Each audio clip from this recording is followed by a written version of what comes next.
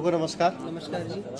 जैसा कि आप लोग को पता है, हम यहाँ पे वर्क एट हाइट और कन्फाइंड स्पेस के ऑथराइजेशन ट्रेनिंग के लिए आए हैं, ठीक है, जिसमें वर्टिगो टेस्ट सभी लोगों का लगभग हो चुका है ना। तो पहला चरण होता है हमारा vertigo test. Vertigo test confined space के लिए नहीं, लेकिन हाइट वॉक के लिए इम्पोर्टेंट है, ठीक है।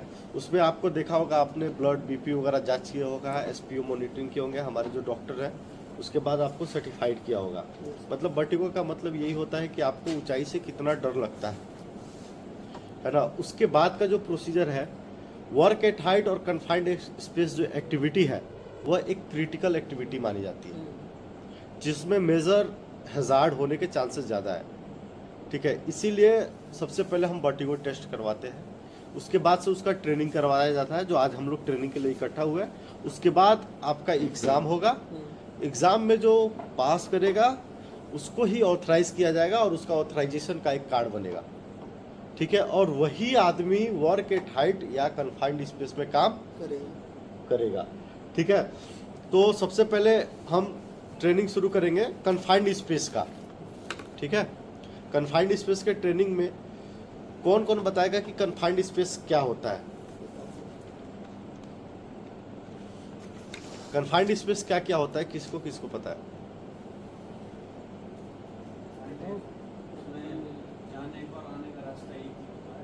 ठीक है, चलिए, लगभग सही है। दूसरा ऑक्सीजन लेवल बहुत कम मात्रा में। देखिए, ये ऑक्सीजन लेवल बात की बातें होती हैं, ठीक है। कन्फाइंड स्पेस को हम 3 चीज़ों से डिसाइड करते हैं, ठीक है। कोई ऐसा जगह जिसमें कोई आपको वर्क परफॉर्म करने के लिए, कोई एक्टिविटी परफॉर्म करने के लिए, ठीक है, जगह तो है, उसके अंदर आप वर्क कर सकते हो, उसके अंदर कन्फाइंड स्पेस में आप वर्क कर सकते हो, लेकिन आपका जो बॉडी है वो इजीली एक्सेस नहीं कर पाता। एंट्री एग्जिट एक ही हो, सिंगल एंट्री एग्जिट है, ठीक है। और वो आपका फुल बॉडी जो होता है, आपका जो शरीर होता है, फुल बॉडी को अलाउ नहीं करता है। आप इजीली, जैसे हमारा डूर है, डूर को खोल के हम इजीली आ जा सकते हैं, लेकिन आप हमारा कन्फाइंड स्पेस सीएचपी में, हमारा कोल हैंडलिंग प्लांट में क्या क्या है, सूट्स हो गया, हमारा जो सूट्स हो गया, रिसीविंग सूट हो गया, कॉफिन बॉक्स हो गया, आप क्या पूरा बॉडी अलाउ कर सकते हो उसके अंदर? नहीं कर सकते। कोई टैंक हो गया, टैंक के अंदर फुल बॉडी अलाउ कर सकते हो? नहीं जाता है ना आपका फुल बॉडी। वैसे ही, और दूसरा, आपको काम करने के लिए सूटेबल नहीं है ऐसा जगह जो आपको आराम से काम करने, यहाँ पे हम आराम से बैठे हैं, लेकिन आप उसके अंदर आराम से नहीं बैठ सकते, है ना। वैसे जगह को क्या बोलते हैं हम? कन्फाइंड स्पेस, ठीक है। इसमें क्या क्या होता है कन्फाइंड स्पेस में, क्या क्या रिस्क होते हैं, ठीक है। तो सबसे पहले हम बात करेंगे कि इसके अंदर टॉक्सिक गैसेस, एक्सप्लोसिव्स, वहाँ का जो एटमॉस्फेरिक है, ठीक है, वो एक आम आदमी के लिए सही नहीं है। वहाँ पे आपको सांस लेने में दिक्कत हो सकती है ना। आप वहाँ पे कोई एक्टिविटी परफॉर्म कर रहे हैं, उस एक्टिविटी करने में जैसे क्या होता है, हम ज़्यादातर क्या करते हैं, हमारे यहाँ जो कन्फाइंड स्पेस है, जैसे सूट्स हो गया, कॉफी, उसमें हमारा एमएमडी टीम काम करता है। उसमें कोई है वेल्डर इधर, हॉट वर्क करने वाला? ग्राइंडिंग व्राइंडिंग कोई करता है? गैस कटिंग सेट यूज़ करता है? जैसे देखा होगा आपने, कन्फाइंड स्पेस के अंदर जब भी हम कभी गैस कटिंग का यूज़ करें या फिर हॉट वर्क करें, तो इसीलिए हम वहाँ पे कुछ चीज़ों का ध्यान रखते हैं, ठीक है, कि उसमें कितने वॉट का पावर सप्लाई देना है, लाइट कितना यूज़ करना है। क्यों पता है? कन्फाइंड स्पेस के अंदर एक सकरा जगह है, सकरे जगह के अंदर किसी भी प्रकार का टॉक्सिक गैसेस हो सकते हैं, किसी प्रकार का वहाँ का जो एटमॉस्फेयर, वहाँ का जो वातावरण है, जो वहाँ का इन्वायरमेंट है, उसके अंदर में क्या होता है, कोई गैस है तो बाहर निकलने की प्रॉपर जगह नहीं मिलती। जैसे हमारा इन्वायरमेंट है, तो इसमें पूरा पर्याप्त जगह है, जो हैवी गैसेज वो हवा में निकल जाते हैं, साथ में हमें ऑक्सीजन भी मिलता है, कार्बन डाइऑक्साइड, सब बाहर निकल जाते हैं, हमको जो चाहिए वो ले। लेकिन कन्फाइंड स्पेस में क्या होता है, ऑक्सीजन लेवल के साथ साथ, ऑक्सीजन के साथ साथ और भी सारी गैसेज होती है, वो कहीं बाहर एयर में रिलीज नहीं हो सकती है। तो इसके वजह से जब हम सांस लेते हो, तो सांस के साथ और नाक के साथ हमारे शरीर में चली जाती है ना। तो ये सारी चीज़ें होती है। ये कन्फाइंड स्पेस है, आगे भी हम इस पर बात करेंगे। ये कन्फाइंड स्पेस पे, कन्फाइंड स्पेस का एक सिंबल होता है, आप कहीं भी जाओगे तो अभी यहाँ पे हम लोग पूरा पेंटिंग वेंटिंग कराएंगे, न्यू प्लांट है तो धीरे धीरे होगा, तो आप लोग इसको ध्यान से देख लीजिए। ये दिख रहा है आप लोगों को, ये जो सिंबल है ना, ये सारा क्या है, कन्फाइंड स्पेस का सिंबल है। मतलब इस तरह की चीज़ें अगर है जहाँ पे, वो समझ जाइएगा ये कन्फाइंड स्पेस है, ठीक है ना।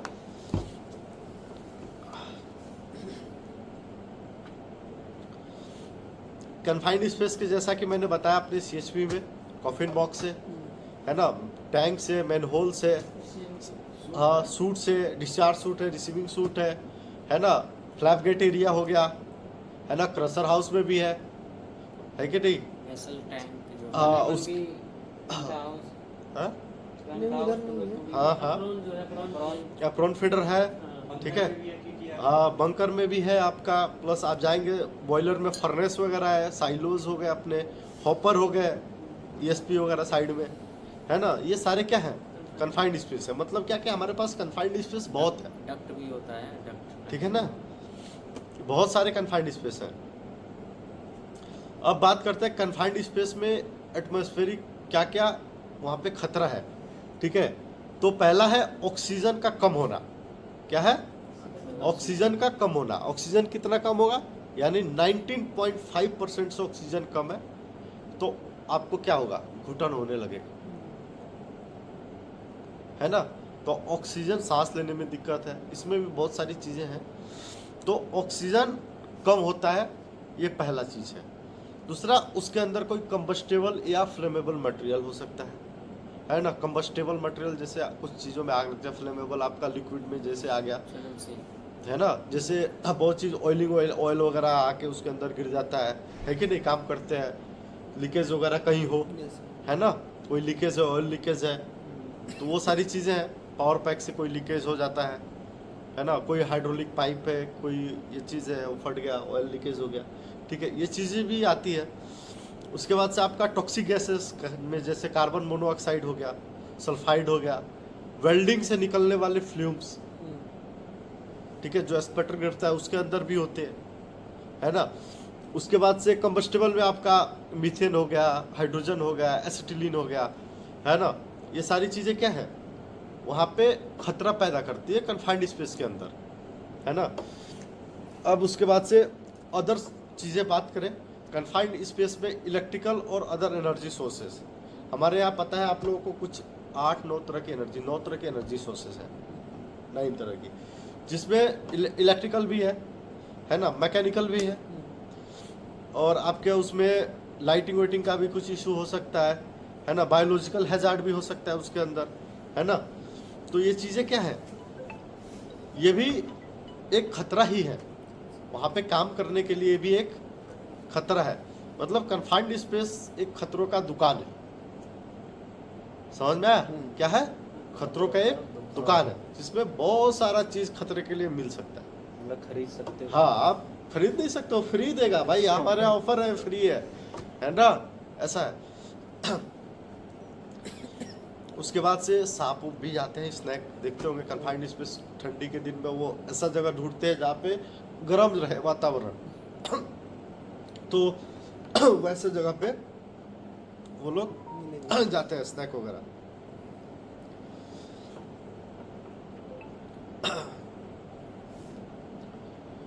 गर्मी में वहाँ जाते होंगे जो टिपलर की। देखिए, हम जो ट्रेनिंग यहाँ कराने बैठे हैं वो ट्रेनिंग क्यों कराने बैठे हैं, इसलिए बैठे हैं कि जो हमारा रिस्क फैक्टर होता है जो फैटल का, ऐसा ऑब्जर्व किया गया है, एक रेशियो निकाला गया है, तो उसमें से लास्ट 15 साल में 92% जो कन्फाइंड स्पेस में फैटिलिटी हुई है, यानी मौत, डेथ हुआ है, वो 92% लोगों का हो गया है। वो किस वजह से हुआ है, वो सिर्फ और सिर्फ उनको कन्फाइंड स्पेस के बारे में जानकारी ना थी।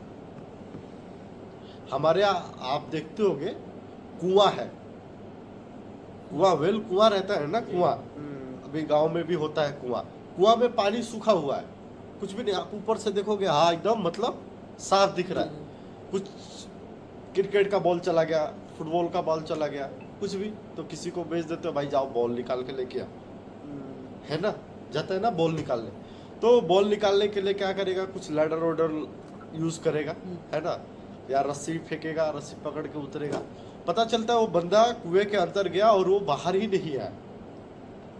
आप तो ऊपर से देख लिए कुआं तो पूरा साफ है, क्लीन है, पानी नहीं है उसके अंदर, फिर भी वो कुएं के अंदर गया और बाहर नहीं आया। उसको बचाने के, उसको देखने भाई अभी तक बाहर नहीं आया, तो उसके बाद 2 लोग और गए, वो भी बाहर नहीं आया। ऐसा इंसिडेंट आपने पढ़ा होगा, देखा भी होगा ये चीज।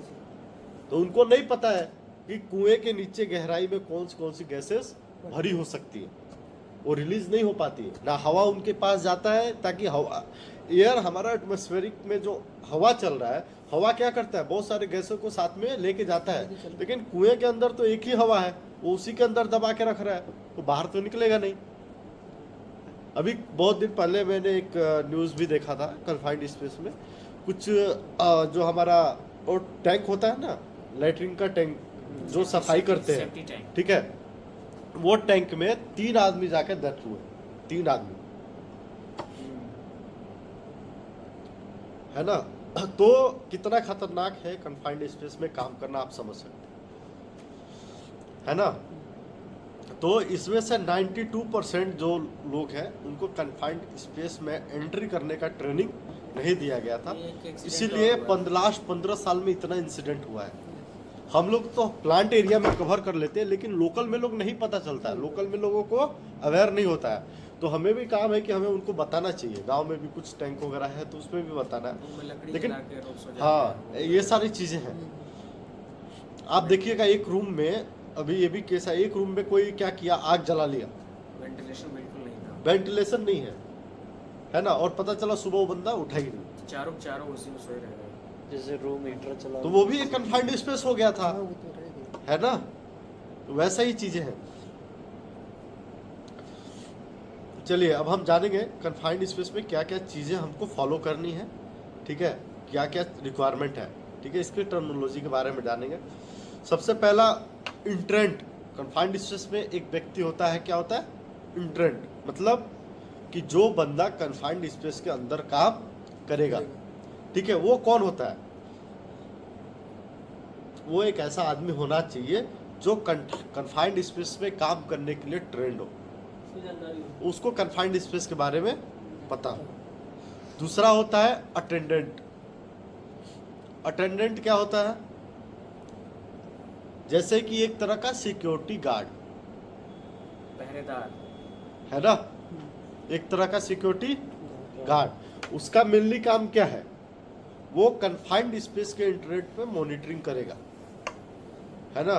कुछ समय में कोई बंदा अंदर अनऑथराइज पर्सन है, जिसका चैंपियन नहीं है, जिसको कन्फाइंड स्पेस के बारे में पता नहीं है, उसको अंदर नहीं जाने देना है, पहला काम।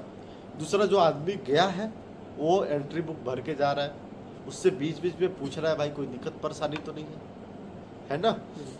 तीसरा, एंट्री सुपरवाइजर। एंट्री सुपरवाइजर जो परमिट, हम लोग यहाँ पे मान लीजिए एक एंट्री सुपरवाइजर रहेगा, जो आप लोग के गैंग का जो मान लीजिए फिटर होता है ना, वो एक सुपरवाइजरी कर सकता है, ठीक है, उस कन्फाइंड स्पेस में। वो क्या करेगा, वो जो 2 लोग हैं, एक इंट्रेंट और दूसरा अटेंडेंट, जो कन्फाइंड स्पेस के अंदर गया है और जो वहाँ पे गार्ड का काम कर रहा है, ठीक है, वो दोनों से भी कोऑर्डिनेट करके रखेगा, उससे बातचीत करता रहे, किसी भी प्रकार की कोई दिक्कत नहीं है, कुछ अब नॉर्मल लग रहा है तो उससे बात करके उसको बाहर निकालना, है ना। उसके बाद से क्या आता है, रिस्पॉन्सिबल पर्सन। क्या होता है, जो हमारे यहाँ परमिट रिसीव कर रहा है ना, ये कौन है, रिस्पॉन्सिबल पर्सन। इनका, ये जो तीनों लोग हैं, जितनी भी टीम काम कर रही है कन्फाइंड स्पेस के अंदर, 2 लोग 3 लोग इंटरनेट के अंदर, ठीक है, उन सबका वो लीडर, टीम लीडर रहेंगे, है ना। उसके बाद से आता है रेस्क्यू सर्विस, ठीक है। रेस्क्यूअर के बारे में आप लोग जानते हो, कन्फाइंड स्पेस में काम करने के लिए रेस्क्यूअर का होना बहुत ज़्यादा इम्पोर्टेंट है। रेस्क्यूअर का होना बहुत ज़्यादा इम्पोर्टेंट है। क्यों, कुछ ऐसे कन्फाइंड स्पेस में जहाँ से आदमी को निकालना, है ना, आदमी को कन्फाइंड स्पेस से निकालना बहुत बड़ा, कभी अटेंडेंट से बस से नहीं होता। आदमी मान लीजिए बेहोश होके गिर गया, मूर्छित होके वो गिर गया, तो रेस्क्यूअर का क्या काम है, उसको तुरंत वहां से बाहर निकालना। तो उनके पास ट्राइपॉड वगैरह होता है, रेस्क्यू किट होते हैं, वो तुरंत बाहर निकाल लेते हैं, उसके बाद आदमी रिकवर करवा देते हैं जल्दी से। तो इस तरह कुछ बड़ा इंसिडेंट होने से टल जाता है ना। इसीलिए रेस्क्यूअर का होना सबसे ज़्यादा इम्पोर्टेंट है कन्फाइंड स्पेस में।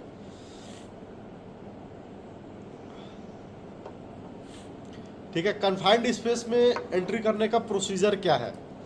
ठीक है, तो सबसे पहला है कन्फाइंड स्पेस का ऑथराइजेशन का होना। जो आदमी जो भाई काम करेंगे उनको कन्फाइंड स्पेस के लिए ऑथराइज्ड होना चाहिए।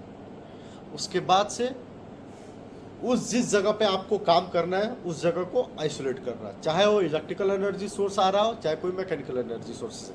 जैसे हमारा कोई मान लीजिए सूट है या क्रशर है, तो क्रशर में आपके कन्फाइंड स्पेस में काम करना है आपको, तो आपको क्या करना है, आप तो क्रशर आइसोलेट करा लोगे क्योंकि क्रशर में काम कर रहे हैं, लेकिन उसमें ये भी देखना है कोई अदर एनर्जी सोर्स तो नहीं है, कोई मैकेनिकल एनर्जी सोर्स। जैसे फ्लैप गेट हो गया, फ्लैप गेट बंद करना है। अप स्ट्रीम और डाउन स्ट्रीम है ना, ऊपर का भी कन्वेयर और नीचे का भी कन्वेयर है ना, उसको भी आइसोलेट करवाना है। जब आप कन्फाइंड स्पेस में काम करोगे तो क्यों करवाना है आइसोलेट, बताइए क्यों आइसोलेट करवाना है? ट्रेनिंग चल रही, ट्रेनिंग लो चुपचाप। अरे कुछ तो बताओ।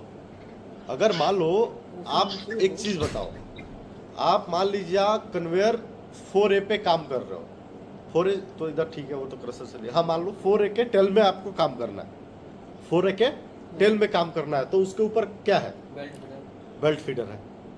तो आपको बेल्ट फीडर आइसोलेट कराना है कि नहीं कराना है?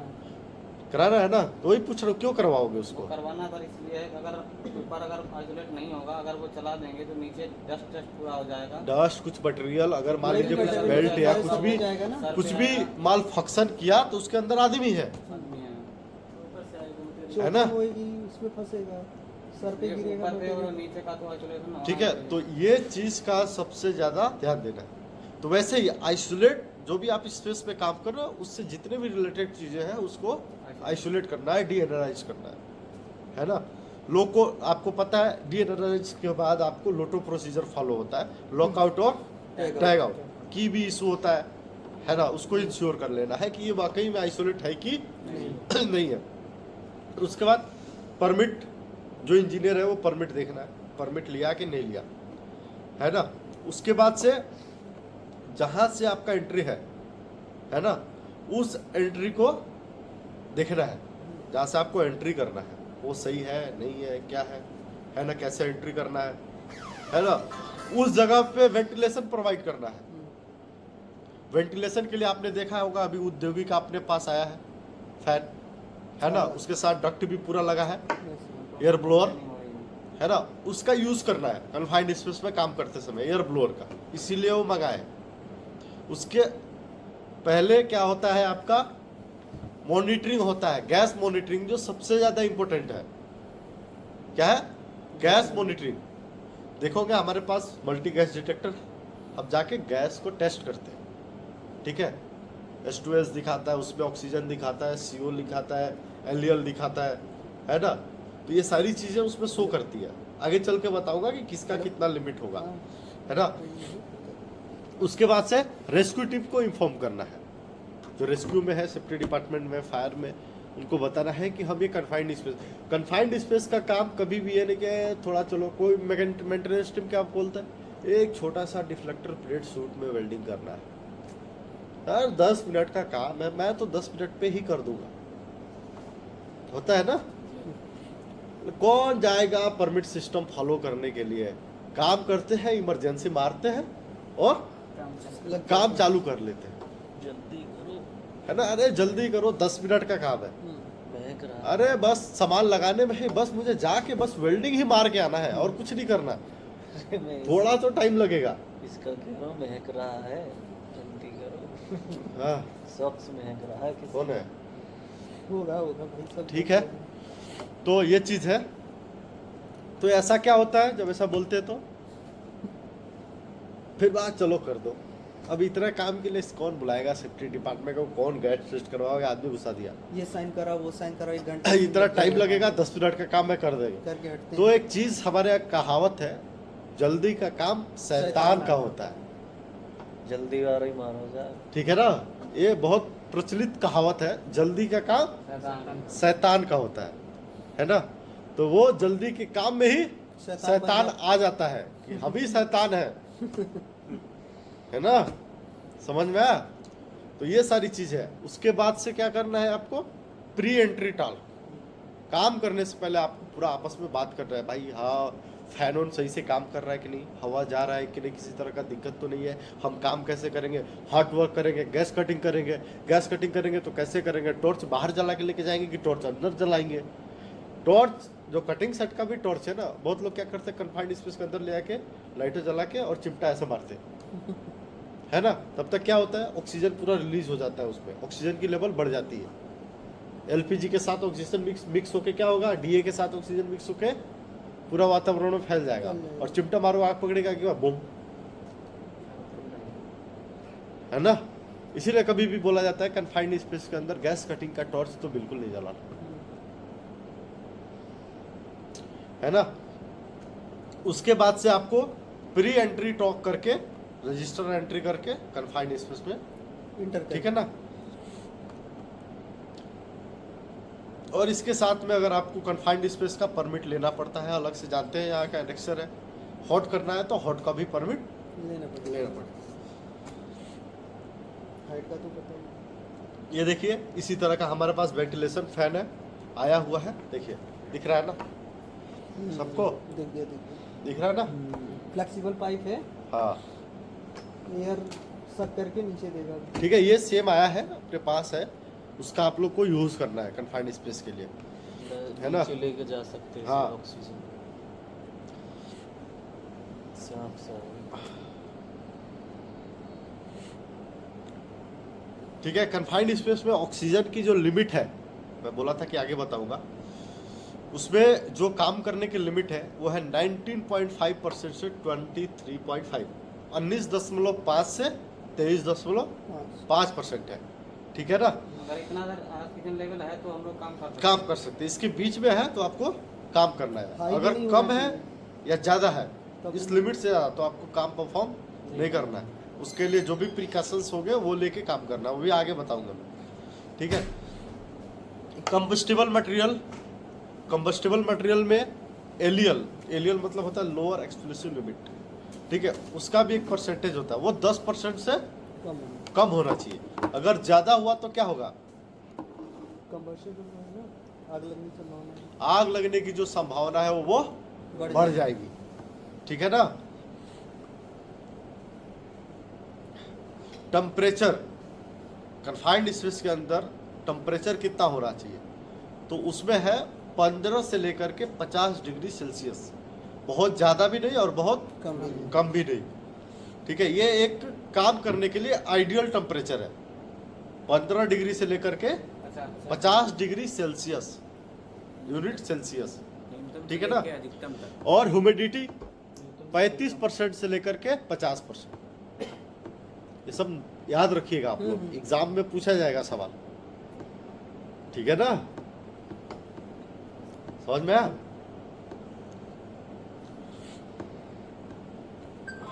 ह्यूमिडिटी तक कितना होता है? 35 से 50। 35% से लेकर के 50% तक। और जो टेम्परेचर होगा वो 15 डिग्री सेल्सियस से लेकर के 50 डिग्री सेल्सियस तक, ठीक है ना। ये टेम्परेचर है। ऑक्सीजन का टेम्परेचर? ऑक्सीजन टेम्परेचर नहीं होता है, उसका परसेंटेज होता है, 19.5 से उसका यूनिट परसेंटेज में होता है। 19.5 से लेकर के 23.5 होना चाहिए, 19.5 से 19.5। ठीक है ना। 23.5 से ऊपर है तो क्या होगा? तब भी नहीं, ऑक्सीजन ज्यादा हो जाएगा तो फिर हाँ, क्या अभी होगा? बताऊंगा, आगे बताऊंगा मैं, सबर करो, आने वाला है। हाँ,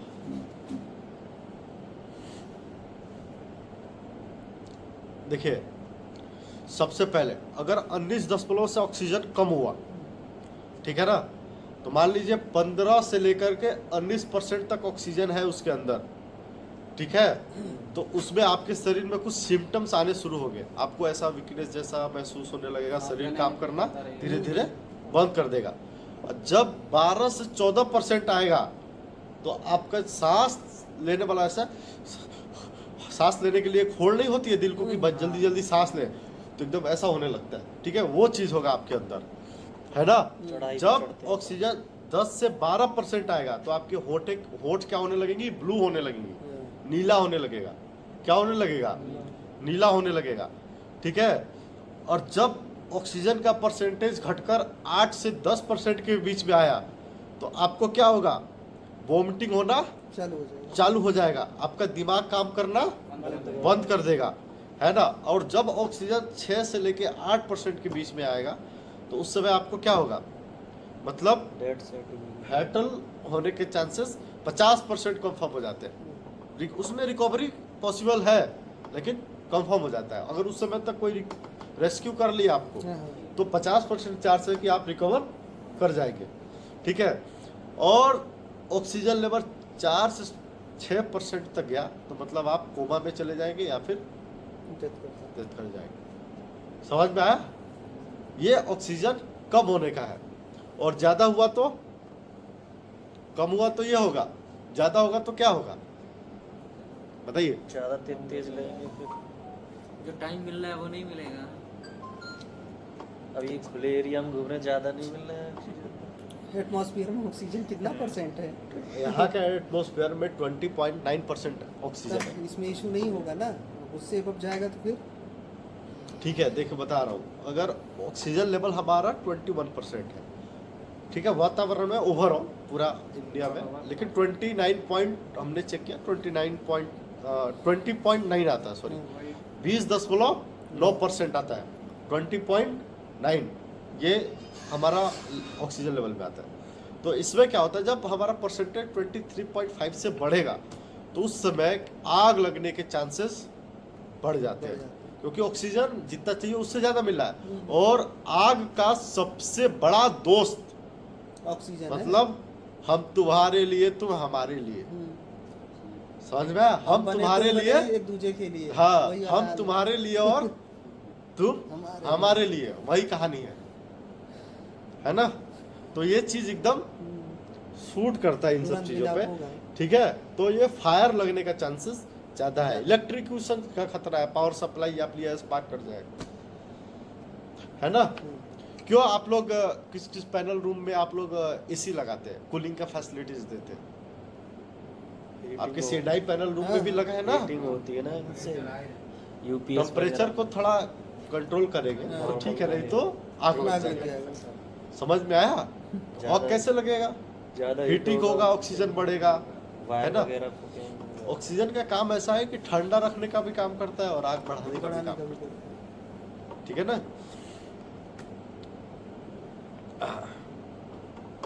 कुछ जैसे टॉक्सिक गैसेस है, ठीक है, उसके बारे में हम बात करेंगे, जो उसके अंदर कन्फाइंड स्पेस के अंदर पाई जाती है, ठीक है।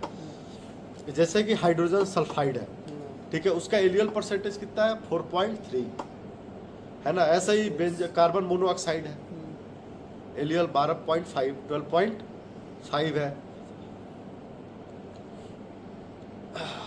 या ऑटो इग्निशन एक जैसे हर चीज़ का एक टेम्परेचर होता है कि वो कितने टेम्परेचर पे अपने आप जल जाएगा। जैसे हम माचिस की तीली रगड़ते हैं तो माचिस को, तीली को उतना तेज रगड़ना है कि वो जल जाए।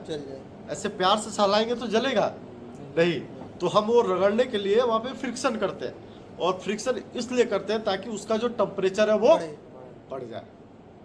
इसीलिए हर चीज़ का एक टेम्परेचर होता है, ठीक है। कार्बन मोनोऑक्साइड का है 660 डिग्री सेल्सियस, ठीक है। सल्फाइड का है 260 डिग्री सेल्सियस, इथेनॉल का है 365 डिग्री सेल्सियस, है ना। तो ये क्या है सारा, ये ऑटो इग्निशन, अपने आप जलने का एक, है ना, टेम्परेचर है। ये टेम्परेचर पे पहुंचेगा तो वो जल जाएगा। कंटेनर में रखा है टेबल पे। अब बात करते हैं कन्फाइंड स्पेस में प्री एंट्री टॉल्क, है ना। इसमें क्या क्या होगा प्री एंट्री टॉल्क में, जो पर्सन वहाँ पे इंजीनियर खड़ा होके, जो पर्सन अटेंडेंट है, इंटरेंट है, एंट्री सुपरवाइजर है, उससे बात करना है, उस सबको अटेंड करना है, कंपलसरी है। जो गैंग वहाँ पे काम करेगा उस गैंग को वहाँ पे अटेंड करना कंपलसरी है। उसके बाद से आता है और चीज़ें, आपको पीपीज रिव्यू करना है कन्फाइंड स्पेस में, क्या हॉट वर्क करेंगे क्या करेंगे, तो पीपीज कैसे पहन के जाना है। पीपीज सबको पता है, mandatory PPs, job related PPs, है ना। कम्युनिकेशन प्रोसेस होना चाहिए, जो अंदर बात कर रहा है उसकी आवाज़ आप तक सुनाई देनी चाहिए, कोई दिक्कत है तो आपको बता सके, है ना। इस तरह की चीज़ें होनी चाहिए। परमिट प्रॉपर होना चाहिए, है ना।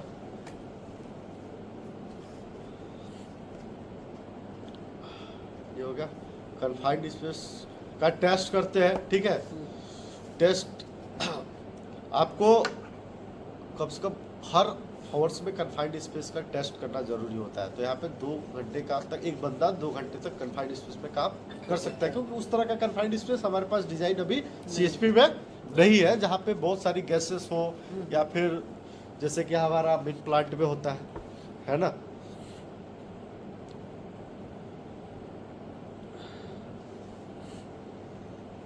आगे चलते हैं। कन्फाइंड स्पेस में हम रिस्क असेसमेंट फॉलो करते हैं, जीएस से जॉब सेफ्टी एनालिसिस हम लोग फॉलो करते हैं ना। उसके बारे में बात करना है, उसमें जो जो चीजें दी है उसको डिस्कशन करना है ना। इमरजेंसी का रेस्क्यू टीम होना चाहिए। बाकी ठीक है, ये कन्फाइंड स्पेस हो गया। कन्फाइंड स्पेस से रिलेटेड कोई क्वेश्चन है किसी को अभी? फ्यूरीज क्वेश्चन नहीं है? ठीक है, चलो बताओ। जहां पे टॉक्सिक गैसेस है, ठीक है, जहां पे कुछ गैसेस है ऑक्सीजन कम है, वहां पे आपको काम करना है, और काम करना जरूरी है, बहुत जरूरी है। तो कैसे करेंगे उसको? मार्केट से ऑक्सीजन मशीन ले आएंगे, एक ठीक है, ऐसे सिचुएशन में एक सूट आता है, ठीक है, एक यूनिट आता है जिसको बोलते हैं स्कावा। क्या बोलते हैं? इसका self content breathing apparatus, SCBA set, ठीक है। वो उसके अंदर ऑक्सीजन सब लगा रहता है, कि पूरा सूट रहता है, ठीक है। उस सूट को पहन के आपको अंदर जाना है ना। सूट जो हमारा फायरमैन सूट यूज करते हैं, देखते होंगे आप लोग, उस सिचुएशन में, है ना। और स्कावा जो है हमारा, उसके अंदर ऑक्सीजन पूरा टैंक लगा रहा है, टैंक लगाना है, मास्क लगाना होता है, लगा के जाना है ताकि आपको ऑक्सीजन का कोई दिक्कत ना हो। पूरा पानी के अंदर जो जाते हैं वो वाला कौन सा? हाँ वो भी है, वो भी सूट है, बीएस सेट है, जिसको बीएस सेट बोलते हैं, ब्रीथिंग apparatus, ठीक है। समुद्र में चलेंगे, ठीक है ना। ये हमारा क्या होगा? कन्फाइंड स्पेस का हो गया, ठीक है। तो कन्फाइंड स्पेस में मैंने बहुत सारी चीज़ें ये की है। कन्फाइंड स्पेस में एंट्री करने से पहले आपको सबसे पहले जो चीज़ों का ध्यान रखना है, उसमें मेन क्या है बताओ। इतना देर से ट्रेनिंग दिया, आधे घंटे कन्फाइंड स्पेस के बारे में, तो आप लोग बताओ कि क्या क्या जरूरी है। एक मैंने प्रोसीजर बताया ना, वही प्रोसीजर मत पूछ रहा हूँ मैं। क्या क्या प्रोसीजर है कन्फाइंड स्पेस पे काम करने से पहले, बताओ।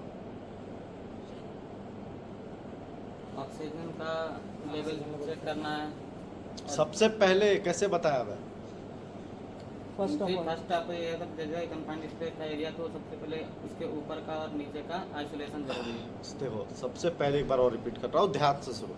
सबसे पहला काम है, जो टीम वहाँ काम करेगी और जो लोग वहाँ काम करेंगे कन्फाइंड स्पेस में, उनका ऑथराइजेशन होना जरूरी है। परमिट वगैरह ये सबसे पहला काम, अगर वो ऑथराइज नहीं है तो कन्फाइंड स्पेस में काम नहीं करेगा। दूसरा, आइसोलेशन, जिस इक्विपमेंट में काम करना है उसका प्रॉपर आइसोलेशन होना है। तीसरा, परमिट चेक करना, उसके जो भी आपका काम का परमिट लियो, परमिट प्रॉपर साइन वाइन वैलिड है या नहीं, सब देखना। तीसरा, जो आप कन्फाइंड स्पेस के अंदर एंट्री करोगे उसका जगह को निरीक्षण करना, बाहर से एंट्री कैसे करेंगे, क्या प्लानिंग है। बहुत जगह क्या होता है कि हाइट से लटक के एंट्री करना पड़ता है, डोर खोलना पड़ता है, अप्रोच नहीं।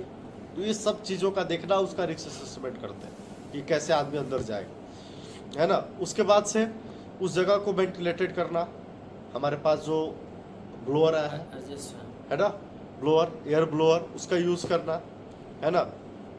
एटमॉस्फेरिक जो वहाँ का प्रेशर है उसका टेस्ट करवाना उसके गैसेस का, है ना। उसके बाद से रेस्क्यू टीम इन्फॉर्म करना कि भाई हम यहाँ पे कन्फाइंड स्पेस करेंगे, आप थोड़ा देख लीजिएगा इसको, है यहाँ पे रेस्क्यू टीम चाहिए हमें, है ना। तो आपस में बात चलना, एंट्री करने से पहले टीम को बात करना pre entry toll confined space के बारे में, क्या काम कैसे करना है, कैसे एग्जीक्यूट करेंगे, हॉट वर्क करेंगे, क्या हॉट वर्क करेंगे, है ना। अंदर में हॉट वर्क करने से कोई चीज़ जल तो नहीं जाएगा, ये सारी चीज़ें, आग तो नहीं लग जाएगा, क्योंकि जगह सकरा है, कुछ फायर हुआ तो आपको भी निकलने में दिक्कत होगा उसके अंदर से, है कि नहीं। ये सारी चीज़ें बात करना है, क्लीन करवाना है ना। उसके बाद आपको अंदर जाके काम को परफॉर्म करना है ना। जब काम कंप्लीट हो जाए तो सेफली आपको बाहर आना है। उसके बाद परमिट कैंसिल हो, सब सारी चीज़ें, है ना। ये सिंपल प्रोसेस है कन्फाइंड स्पेस के बारे में। हो गया कन्फाइंड का। अब हाइट का बचा, खाने पर है। किसका छोड़ना पड़ेगा क्या? अरे टाइम हो गया। तो हाइट का ट्रेनिंग बचा है, कब कराएंगे? हाइट के तो बारे में पता है, हाइट का तो ये होगी नहीं।